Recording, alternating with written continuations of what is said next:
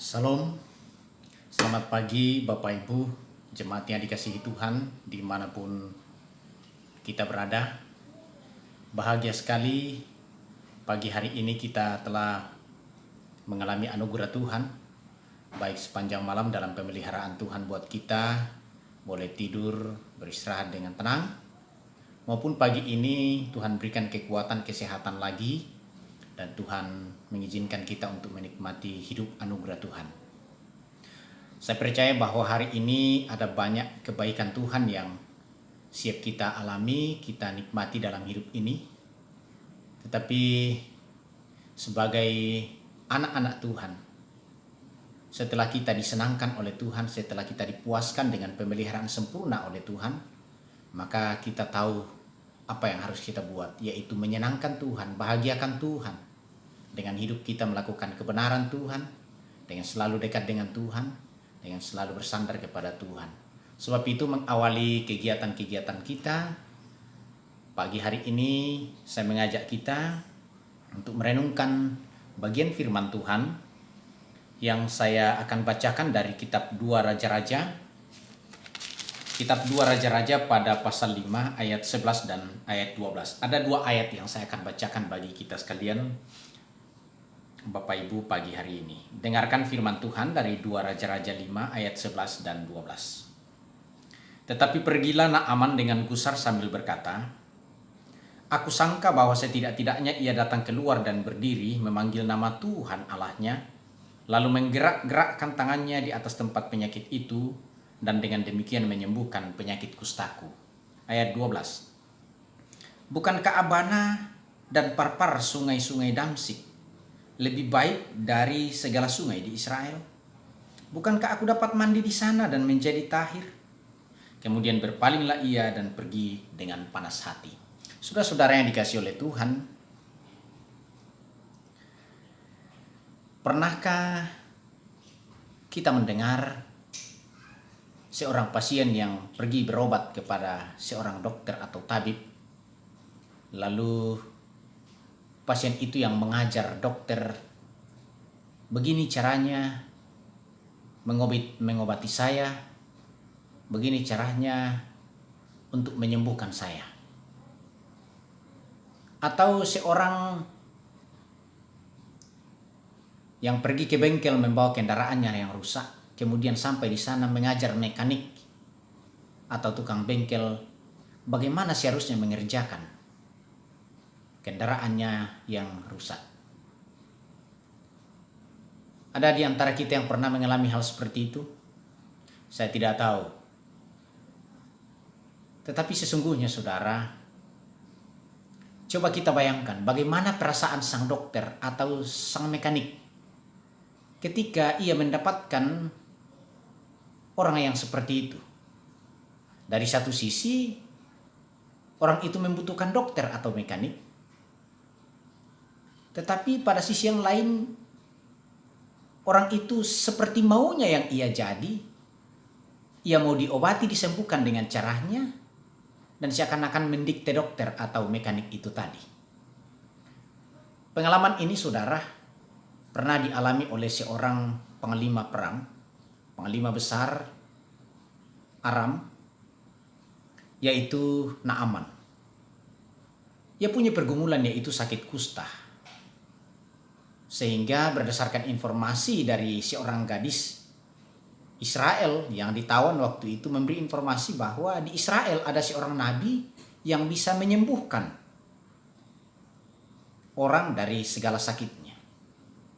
Sehingga atas informasi itu, singkat cerita, Naaman meminta rekomendasi kepada tuannya untuk ia pamit dan pergi mencari abdi Allah atau nabi itu, yaitu Elisa. Ketika mereka bertemu atau Naaman ini sampai di rumahnya Elisa, dikatakan bahwa Elisa tidak keluar untuk mendapatkan Naaman. Tetapi Elisa menyuruh bujangnya untuk menyampaikan kepada Naaman supaya Naaman pergi ke sungai Yordan untuk membenamkan dirinya selama 7 kali atau sebanyak 7 kali. Dengan cara itu ia akan sembuh. Itu kata abdi Allah atau Nabi Elisa. Nah, disinilah awal munculnya reaksi seorang Naaman, seorang petinggi atau panglima perang Aram, yang kita baca di dalam ayat 11 dan ayat 12 tadi. Dari satu sisi sebenarnya Naaman ini membutuhkan Elisa untuk menyembuhkannya. Tetapi pada sisi yang lain, Naaman, kalau kita perhatikan ayat 11 dan ayat 12, ia mau sembuh dengan caranya sendiri. Sehingga ketika abdi Allah Elisa menyuruhnya dengan cara yang bagi dia kurang wajar, dengan cara membenamkan dirinya sebanyak 7 kali di sungai, tidak masuk akal bagi seorang Naaman. Lalu muncullah pernyataannya. Dikatakan bahwa dengan hati yang gusar, ia berkata, sangkaku atau saya kira dia akan keluar dan mendapatkan saya, lalu memanggil nama Tuhan Allahnya dan menggerak-gerakkan tangannya di atas penyakitku, lalu saya sembuh. Itu maunya Naaman. Tetapi tidak seperti itu yang dilakukan oleh Elisa, seorang abdi Allah. Justru ia menyuruh Naaman untuk turun ke sungai Yordan membenamkan dirinya sebanyak 7 kali. Saudara, dari satu sisi ini lucu, tetapi kita bisa menarik pelajaran dan merenungkannya. Bukankah seringkali kita juga dalam hubungan kita dengan Tuhan, pada saat kita berdoa kepada Tuhan, kita tanpa sadar mendikte Tuhan. Tuhan, saya butuh ini, saya mau begini, Tuhan berikan seperti itu, lakukan seperti ini dalam hidupku. Tanpa kita sadar bahwa Dia adalah Tuhan yang tahu lebih sempurna tentang diri kita daripada kita mengetahui pergumulan kita. Sehingga tanpa sadar ketika kita berdoa, sebenarnya kita mengatur Tuhan, seakan-akan kita memaksakan kehendak kita, mengajar Tuhan untuk berbuat seperti ini supaya saya mendapatkan seperti apa yang saya butuhkan. Saudara-saudara, mari kita renungkan kembali sikap doa kita ketika kita bermohon kepada Tuhan. Itu sebabnya kata yang lebih santun dan elok yang kita pakai kalau kita berhubungan dengan Tuhan, meminta, itu kata bermohon. Saudara-saudara, kiranya dalam menjalani kehidupan kita tetap sadar ketika kita berhadapan dengan Tuhan bahwa Dia lebih tahu, Dia Maha Kuasa, bahkan Dia yang menganugerahkan hidup ini.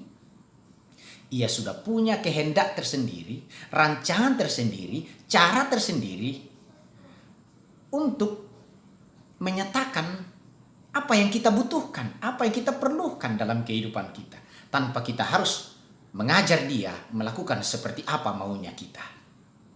Ketika dengan ego kita mau menyampaikan kehendak kita, mau mendikte Tuhan seperti itu, seperti apa maunya kita, sebenarnya justru itu adalah awal di mana kehendak Tuhan kadang-kadang tidak nyata dalam hidup kita.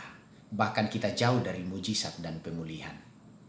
Tetapi ketika kita pasrah dan taat sepenuhnya kepada kehendak Tuhan, seperti Naaman pada akhirnya walaupun gusar hatinya, tetapi toh juga ia dengan segala ketaatannya melakukan itu, turun ke air sungai Yordan, membenamkan diri sebanyak 7 kali. Apa yang terjadi? Mujizat terjadi, bukan?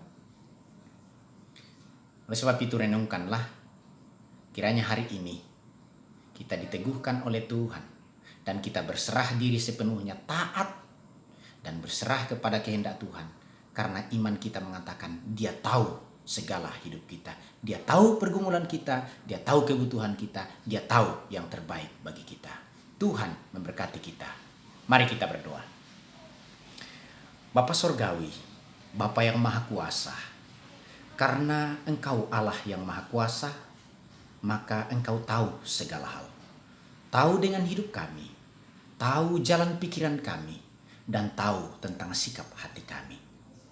Tuhan pun tahu ketika kami mau memaksakan keinginan kami, seperti apa yang kami rindukan, seperti apa yang kami mau terjadi dalam hidup kami, dan kami sampaikan kepada Tuhan. Ampuni kami Tuhan, kuduskan kami ketika kami belajar untuk memaksakan kehendak kami, mau mendikte Tuhan, mau membatasi kuasa dan kehendak Tuhan dengan cara kami sendiri. Ya Bapa, biarlah dalam hari-hari hidup kami, khususnya hari ini, kami berserah sepenuhnya ke dalam kehendak Tuhan, kedaulatan Tuhan, karena Tuhan punya cara tersendiri untuk menolong dan melawat kami dalam keadaan dan pergumulan kami. Syukur penyertaan-Mu sepanjang malam, kami boleh tidur dengan baik dan bangun pagi ini dengan kondisi yang lebih baik. Sekiranya ada di antara kami yang saat ini dalam kondisi sakit dan bergumul, Tuhan, kuatkan iman kami, teguhkan kami. Biarlah kami tetap setia bagi Tuhan apapun kondisi kami, dan terus pasrah kepada kehendak dan rencana Tuhan. Kuatkan dan pelihara kami setiap umat-Mu, jemaat Dirgantara, bahkan keluarga kami. Apapun panggilan dan kesibukan kami hari ini.